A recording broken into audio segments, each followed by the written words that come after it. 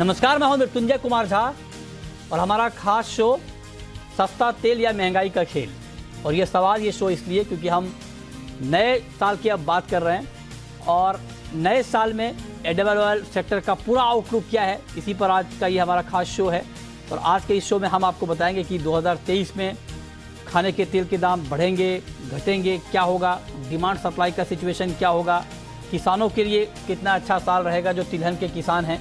और आज हम तिलहन इंडस्ट्री की बात इसलिए कर रहे हैं क्योंकि तिलहन इंडस्ट्री से करीब करीब 2 करोड़ किसान जुड़े हुए हैं। 2 करोड़ देश में तिलहन के किसान हैं। 2.25 लाख करोड़ का पूरा मार्केट साइज है एडिबल ऑयल इंडस्ट्री का।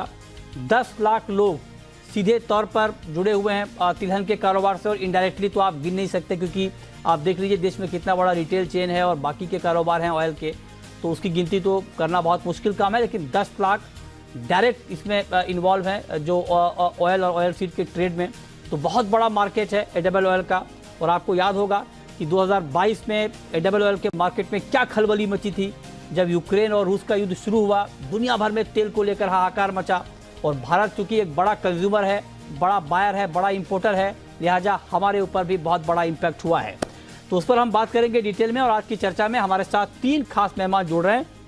हमारे साथ हैं स्टूडियो में इस वक्त जुड़ रहे हैं डॉक्टर बीबी मेहता जो कि ईडी हैं एसईए के, हमारे साथ जुड़ रहे हैं। हमारे साथ अतुल चतुर्वेदी हैं, चेयरमैन हैं एपीओए के, और इनका बहुत सारा डेजिग्नेशन है अतुल जी का। फॉर्मर प्रेसिडेंट भी हैं सी के, चीनी पर भी हम इनसे बात कर लेते हैं। हमारे साथ एक और ख़ास मेहमान जुड़ रहे हैं। हमारे साथ हैं सुधाकर देसाई जी जो कि प्रेसिडेंट हैं Indian vegetable oil producer association के और इमामी एग्रोटेक के सीईओ भी हैं। तो आप तीनों का बहुत बहुत स्वागत है। और आज की जो हमारी चर्चा है और आज की इस शो में हमारे साथ 3 ऐसे मेहमान जुड़े हैं जो किसी परिचय के मोहताज नहीं हैं। आप इनको रेगुलर टीवी में देखते होंगे, बाकी अखबारों में इनके कोड को पढ़ते होंगे। मतलब आप समझिए कि एडिबल ऑयल इंडस्ट्री यही लोग चलाते हैं और ये लोग जो बोलते हैं वही होता है इंडस्ट्री में। तो इसीलिए इनकी बात बहुत मतलब अहमियत रखेगी और इनसे हम डिटेल में समझेंगे। तो मेरा सबसे पहला सवाल मेहता जी आपसे, आज आप स्टूडियो में आए हैं सर, तो आपका पहला हक बनता है। तो आप जरा बताइए कि 2022 में तो हमने बहुत उतार चढ़ाव देखा इस इंडस्ट्री में, क्या 2023 में भी यही होने वाला है? नहीं, ऐसा तो नहीं लग रहा है।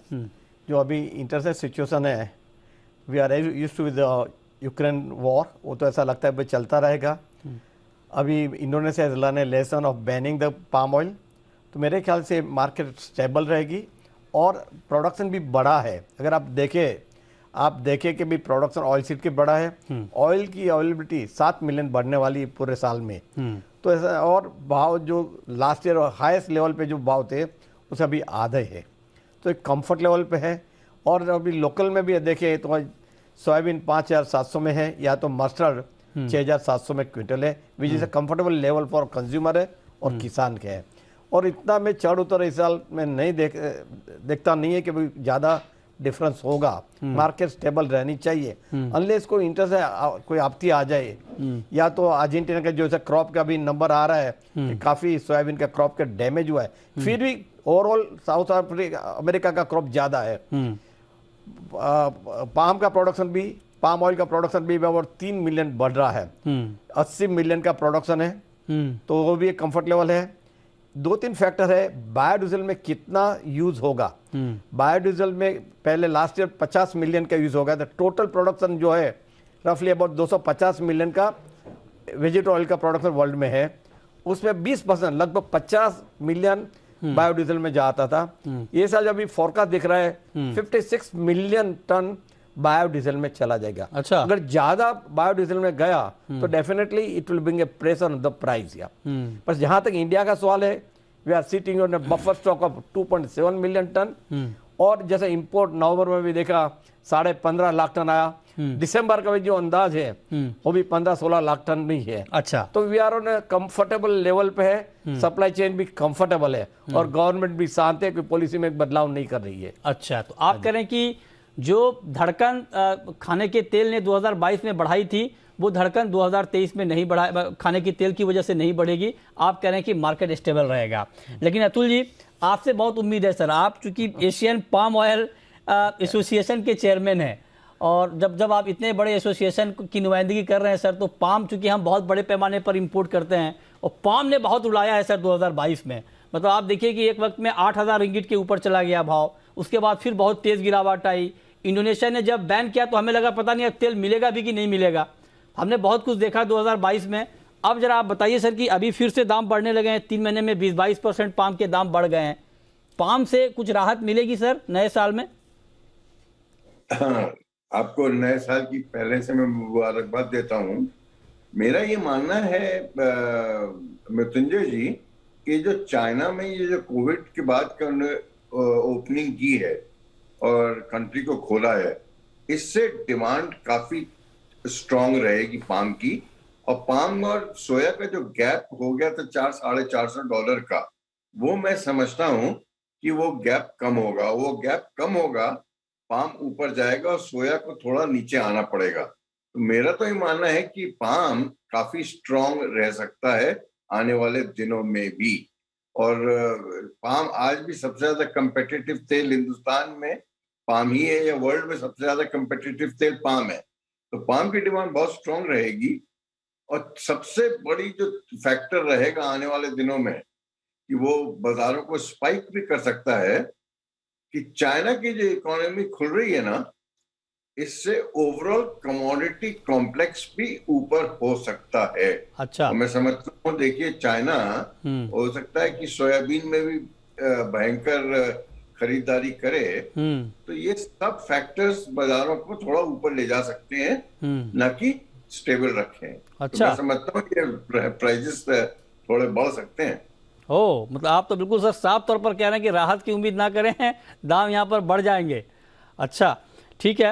अब चूंकि दाम बढ़ेंगे तो सुधाकर जी तो बहुत खुश हो रहे होंगे। सुधाकर जी चूंकि तेल कंपनी को रिप्रेजेंट कर रहे हैं और Indian vegetable oil producer association को भी रिप्रेजेंट कर रहे हैं। सुधाकर जी, आप जरा बताएं सर, आप लोगों की क्या तैयारी है, आप लोगों के पास ग्राउंड पर क्या फीडबैक है? और मैं चाहता हूं कि आप इंडियन वेजिटेबल ऑयल प्रोड्यूसर की जगह कंज्यूमर एसोसिएशन की तरफ बात करें कि कंज्यूमर के लिए आप लोग क्या करने वाले हैं 2023 में। थैंक यू जी मृत्युंजय जी, आपने बताया इतना बड़ा इंडस्ट्री है तो nobody can actually say what's going to happen. But जहाँ तक कि आपका सवाल है कि तेजी की वजह से क्या हम लोग खुश होंगे, नहीं ऐसा नहीं है। अच्छा। क्योंकि हमारा वर्किंग कैपिटल भी बढ़ेगा। देखिए हमको तेजी आएगा मार्केट में तो ज्यादा दाम में तो खरीदना ही पड़ेगा। But briefly I think 2021 was a very very extremely difficult year, क्योंकि प्राइजेस बढ़ा पहले 25-30%, 40%, फिर 40-50% घट गया है। So I think the palm oil, like you are saying, was the difficult thing to handle because of Indonesian ban वगैरह। But आज के दिन में पाम ऑयल देखिए सोया से $400 सस्ता हो गया, ये $1,000 है, और करीब करीब $1,380-1,400 सोया है। तो आज के दिन में पाम का इतना इश्यूज नहीं है। बट यू नेवर नो, क्योंकि मैक्रो फैक्टर्स या कोविड सिचुएशन कैसे रहेगा, क्या कोई भी कंट्री फिर भी प्रोटेक्टिव स्टेप्स लेगा जैसे इंडोनेशिया लिया था। बट एक चीज मैं खाली क्विकली 2 चीज बताना चाहता हूँ कि ग्लोबली अगर देखा जाए, एक तो palm soya spread is very supportive to palm prices. Palm oil gas oil spread is also break even, that is very favorable. Unless Brent crude falls, palm oil will not break. Indonesia is talking about B35, which means उनका जो demand है biofuel का 13.5 million ton हो जाएगा versus 11.5, मतलब 2 million incremental production जो है वो बायोफ्यूल में चले जाएगा। To my mind, these 3 global factors are quite bullish and supportive in the market. Bearish की सिचुएशन में मैं तो ये बोलूंगा कि macro economic concerns, stagflation, covid situation का सर्च की बातें, और सन ऑयल जो इंटरनेशनली डिमांड चाहता है, 2 पोर्ट्स ओपन हो गए हैं, so Ukraine is very willing to sell. इसी की वजह से सोया $60-70 सोया से कम हो गया। अच्छा। नॉर्मली ये $200-300 सोया से ऊपर रहता है। ये थोड़ा बेरिश फैक्टर्स है। तो फिर हम बात करेंगे इंडियन सिचुएशन। ठीक है, तो आप करेंगे। हाँ। But going into the first quarter, I am optimistic कि prices will be stable and good and at a equitable price for all, for the farmers, consumers, players, everybody. That's what I feel, and palm is going to be slightly bullish. अच्छा, तो मतलब मेहता जी आपके दोनों साथी कह रहे हैं कि हालत ठीक नहीं है 2023 में।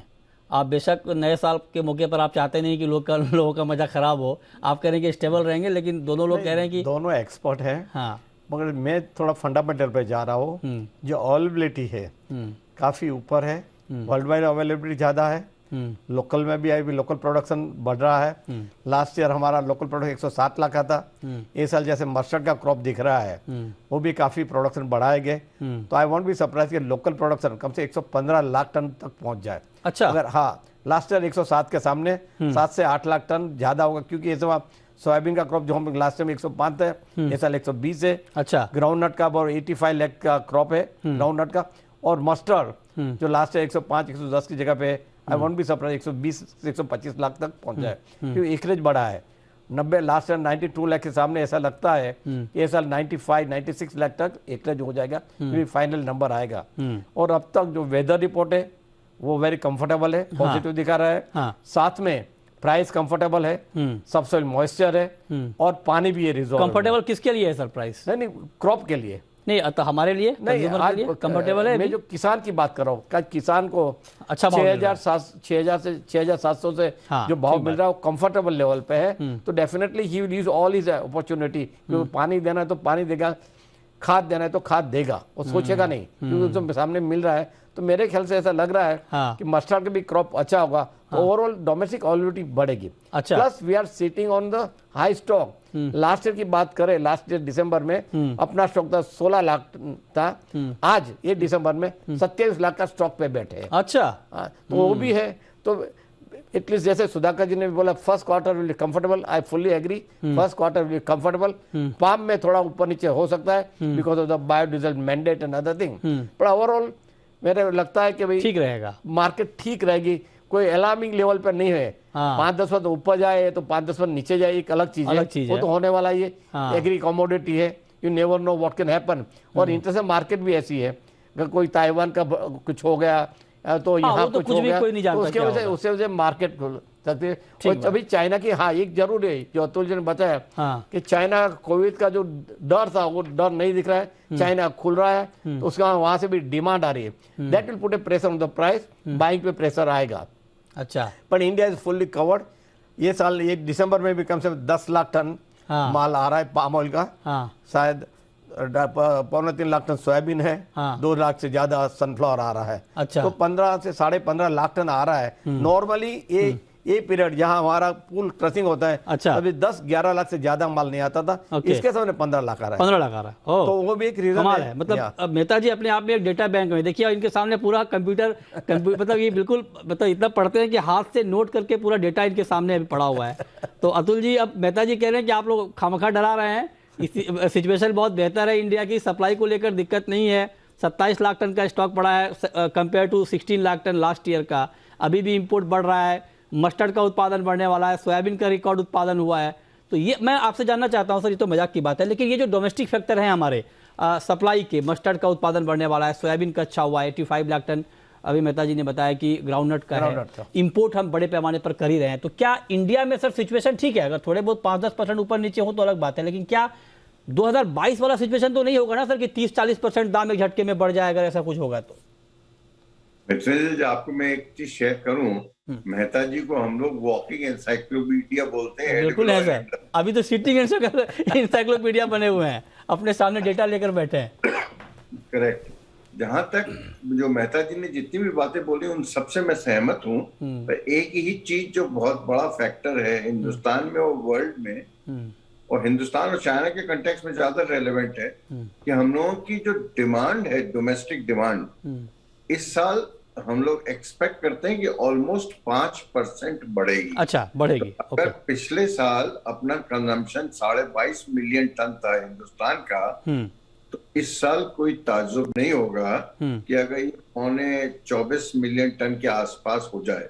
अच्छा। तो हमारा तो ये मानना है कि जो एक्स्ट्रा कंजम्पशन होगा हिंदुस्तान का, वो 1 मिलियन टन के आसपास, तो समझ लीजिए इंपोर्ट से होगा कवर, और बैलेंस होगा डोमेस्टिक क्रॉप से। मस्टर्ड की सोइंग अभी उसकी खबरें अच्छी हैं, सोयाबीन की जहां तक सवाल है, मैं सोयाबीन को ऑयल सीड क्रॉप गिनता ही नहीं हूं, मैं उसको प्रोटीन क्रॉप गिनता हूं। अच्छा। सोयाबीन क्योंकि डोमेस्टिक से बहुत ज्यादा तेल नहीं मिलता अपने को, बट ग्राउंडनट भी एज एडिबल ऑयल, अब ग्राउंडनट रह नहीं गया है, वो ज्यादा करके वो ड्राई फ्रूट होके रह गया, और काफी कुछ ग्राउंडनट कर्नल्स हिंदुस्तान से एक्सपोर्ट हो जाते हैं हैंड पे कीट के तरह। जैसे 6 से 7 लाख टन हिंदुस्तान से ग्राउंडनट कर्नल एक्सपोर्ट हो जाता है। अच्छा। तो जो भी, हाँ, तो वो तो उसको अपने को ऑयल सीड पे गिनने का मैं समझता हूँ। आप देखिए ना, ग्राउंडनट कौन लोग खाते हैं आज की तारीख में? ठीक बात है। 2-3 लाख टन से ज्यादा तेल नहीं खाया जा रहा है हमारे यहाँ तो सरसों तेल के अलावा बाकी तेल को तेल माना ही नहीं जाता सर। एग्जैक्टली। तो सरसों की क्रॉप पर अच्छी दिख रही है। हाँ। जहां तक प्राइसेस का सवाल है, आप ये मान के चलिए कि जो प्राइसेस लेवल आज की तारीख में है, ये धीरे धीरे और थोड़ा बढ़ सकता है। अच्छा, ठीक है। हिंदुस्तान के कंज्यूमर को जी अब भाव एक्सेप्टेबल हो गए हैं। मैं नहीं समझता कंज्यूमर को कोई तकलीफ है इन भावों में। ठीक है, ठीक है, लेकिन आपके सामने एक बड़ा कंज्यूमर बैठा है सर, जिसको बीच में तकलीफ होते रहती है, और इसलिए मैं सवाल भी पूछता रहता हूँ आप लोगों से। लेकिन ठीक है, ये बात आपने बहुत महत्वपूर्ण कही। सुधाकर जी, एक छोटा सवाल आपसे, ये जो बात अभी अतुल जी कह रहे हैं कि 5% के आसपास जो कंजम्पशन है, जो डिमांड है, वो ऑयल की बढ़ सकती है 2023 में। तो अगर डिमांड बढ़ेगी तो मैं आपसे सवाल ये पूछना चाह रहा हूँ कि उसके अगेंस्ट में सप्लाई का सिचुएशन क्या रहेगा? क्या सप्लाई भी हमारी कंपेयर टू 2022-2023 में बढ़ेगी सर? सुधाकर जी, आपको एक ट्रिक बताता हूँ कि इंडिया का डिमांड अगर बढ़ेगा, क्योंकि दाम कमती हुआ है तभी तो बढ़ रहा है, तो आप जो बोल रहे कंज्यूमर को राहत मिलना है वो तो मिल गया। अच्छा। लेकिन एक मजे की बात यह है कि अगर इंडिया में इंपोर्ट्स इतना ज्यादा हो जाता है जैसे अभी हो रहा है, डिमांड की वजह से या बिल्डअप की वजह से जो भी है, उससे क्या है, इंटरनेशनल सप्लायर को भी राहत मिलती है। वो सोचता है कि अरे इंडिया इतना खरीद रहा है, तो उनका स्टॉक सिचुएशन भी कंफर्टेबल हो जाता है, comfortable for export point of view. तो उससे क्या है कि if Indian demand I expect to be continue to be good, I agree with Atul ji, but we have to see 3 things. One is soybean crush जो India में है, आज के दिन में पैरिटी में नहीं है, वो 1000 रुपीज नेगेटिव में है। right. तो इसीलिए क्रश पे इतना नहीं हो रहा है जितना होना चाहिए, जिसकी वजह से इंपोर्ट ज्यादा हो रहा है। नंबर 2, जो मस्टर्ड क्रॉप हम लोग बोल रहे हैं 10% ज्यादा बढ़ेगा, उसका इम्पैक्ट आएगा मार्च अप्रैल के बाद। So next quarter is very very important. Port stocks are good, no doubt, but there is a compelling demand also behind it. Okay. अब मेहता जी, एक सवाल मैं आपसे, छोटा सवाल ये पूछना चाह रहा हूँ कि हम करीब 1 लाख करोड़ का इंपोर्ट करते हैं सर ईयरली ऑयल का।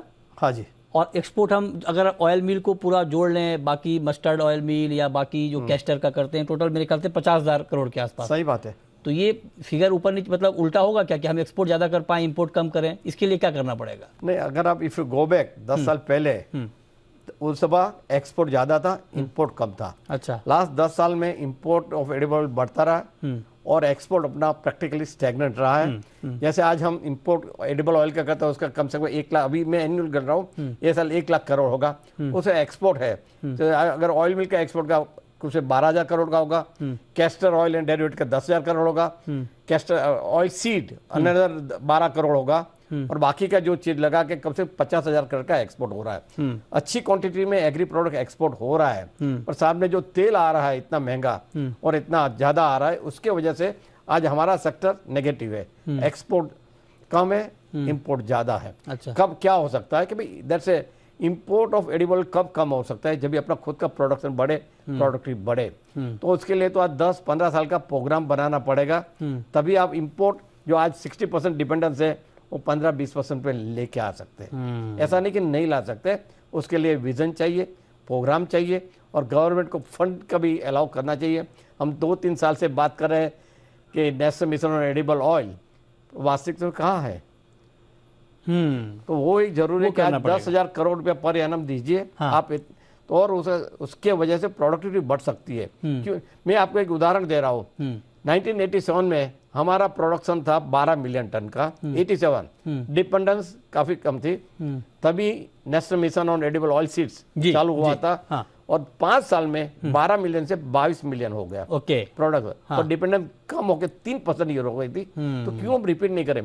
क्यों नहीं कर अगर आज हम 30 मिलियन हेक्टेयर ऑयल सीड में है, अगर 1 हेक्टेयर में हर साल 100 किलो बढ़े, 1000 किलो से 11, 12, 13 और 15, 5 साल में आप 30 मिलियन का प्रोडक्शन है, ओके 45 to 50 मिलियन तक प्रोडक्शन हो सकता है। हाँ। तो अपनी डिपेंडेंस कम होगी। अच्छा, तो होगी। वो प्रोग्राम लेके चलना चाहिए, बिल्कुल। Focus program. हाँ। 100 किलो पर हेक्टर बढ़ना चाहिए। अच्छा, आप कहें कि प्रोडक्टिविटी बढ़ाने के लिए जो ऑयल सीड मिशन है उसके ऊपर ज़्यादा जोर देना पड़ेगा, और निश्चित तौर पर हम कर सकते हैं, हमने पहले किया भी है। अब अतुल जी, मैं डायरेक्टली आपसे ये पूछना चाह रहा हूँ सर, जो अभी फंडामेंटल की बात आप लोगों ने की, तो ऐसे में सर जो 3-4 मेजर ऑयल हैं, चाहे वो सोया तेल हो, मस्टर्ड ऑयल हो, पाम ऑयल हो, सनफ्लावर हो, अगर मैं आपसे पूछूं कि ये सारे ऑयल्स में से सबसे ज़्यादा दाम किसके बढ़ने वाले हैं और सबसे कम किसके बढ़ने वाले हैं, तो क्या कहेंगे सर? मेरा मानना है कि अगर इसमें सबसे ज्यादा जो बढ़ेगा तो हाँ। वो पाम का बढ़ेगा, अच्छा, और सोयाबीन का बढ़ने की गुंजाइश थोड़ी अभी है। कम दिखती है। तो ये जो गैप बन गया है between soya and palm, almost $350 से $400 का, ये थोड़ा श्रिंक होना पड़ेगा। अच्छा, तो अच्छा, ऐसा मेरा मानना है। ओके, ओके, तो ये आपकी राय है। लेकिन अब सुधाकर जी आप बताएं सर, आपके हिसाब से सबसे ज़्यादा इम्पैक्ट किस तेल की कीमत पर पड़ने वाला है? मतलब ये कि किस तेल के दाम ज़्यादा बढ़ने वाले हैं, और सबसे कम इम्पैक्ट किस तेल पर पड़ने वाला है? मतलब ये कि किस तेल के दाम सबसे ज़्यादा घटने वाले हैं या कम रहने वाले हैं? या सबसे ज़्यादा इम्पैक्ट पॉजिटिव रहेगा पाम ऑयल के अंदर, क्योंकि वो $400 सस्ता है compared to any other oils. I think it will gradually wriggle out of the excess stock pressure created by the Indonesian ban. Malaysia का प्रोडक्शन साइकिल भी हम आगे प्रोजेक्ट करके देखेंगे, अप्रैल मई तक वो थोड़ा टाइट ही रहने वाला है। उसके बाद बात आएगा सन ऑयल का। सन ऑयल क्योंकि अननेचुरली $70-80 सस्ता है आज के दिन में, बिकॉज ऑफ टेम्पररी प्रेशर, मेरे ख्याल से वो बढ़ेगा। Soya will be the last one to go up. Palm oil, I expect nearly about 10 to 12% price potentially possible high in the next 1 quarter. लेकिन इसमें इंडिया, अभी हम बात कर रहे थे कि इंडिया के लिए क्या अपॉर्चुनिटी है। नंबर 1, ये हम दोबारा आपके माध्यम से बोलना चाहते हैं कि अभी रिफाइंड पाम ऑयल जो अलाउ कर रहा है, वो 20% ऑफ पाम ऑयल इम्पोर्ट्स हो रहा है। मतलब 10 लाख टन अगर पाम आता है तो 2 लाख टन ओलिन आता है, रिफाइंड ओलिन। अगर वो उसके ऊपर ड्यूटी बढ़ा देंगे, मतलब सीपीओ और ड्यूटी डिफरेंशियल को 7.5 से उसको बनाएंगे 20% फॉर एग्जांपल, वो इंडियन रिफाइनरीज के लिए अच्छा होगा। और अगर एनी ड्यूटी और any cess that they can put 4-5%, उससे national mission on edible oil का फंडिंग सेल्फ सफिशिएंसी के थ्रू वो हो सकता है। वो एक इम्पोर्टेंट इशू रहेगा। अच्छा। दूसरा, हम ये बोलना चाहते हैं कि टीआरक्यू जो गवर्नमेंट कर रहे थे अभी तक, उसका तो हो गया एक बार फेस, बट उसकी जरूरत नहीं है आज के दिन में।